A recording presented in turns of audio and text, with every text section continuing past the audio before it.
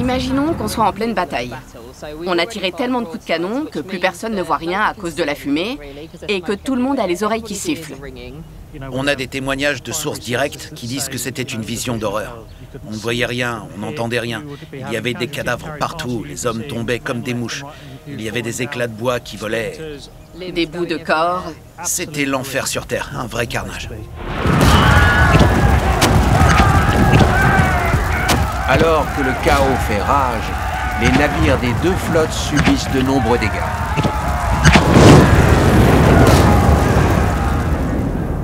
Pour mesurer l'impact des coups de canon tirés par le Victory, nous allons utiliser du bois de chêne pour reproduire la coque d'un navire français.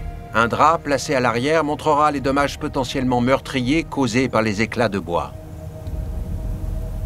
C'est un 12 livres. Oui, c'est un canon de 12 livres.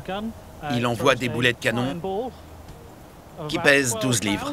D'où le nom. Et exactement, ça vient de là. Il tire à plus d'1 kilomètre et à plus de 1700 km/h. Le Victory transporte 42 canons de ce type sur ses ponts supérieurs. Je trépigne littéralement d'impatience. C'est dingue. J'ai hâte. Prête?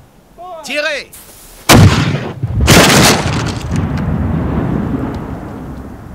Boum! Prends ça, Napoléon. J'ai envie de le refaire. Au cours de la bataille, les navires ouvrent parfois le feu à seulement quelques mètres de l'adversaire.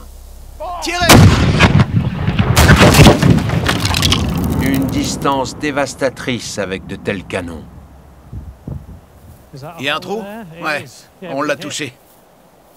Cool! Il y a un bel impact. Oui, et à l'arrière, Ça ressemble à une blessure par balle. le bois a été démoli, il y a des échardes partout. Et je ne parle pas de celles qu'on s'enfonce parfois dans le doigt. Celle-ci est énorme. Ouais, exactement. C'est ça ce que j'appelle une écharde. Il y en avait qui volaient dans tous les sens et qui allaient parfois empaler les hommes.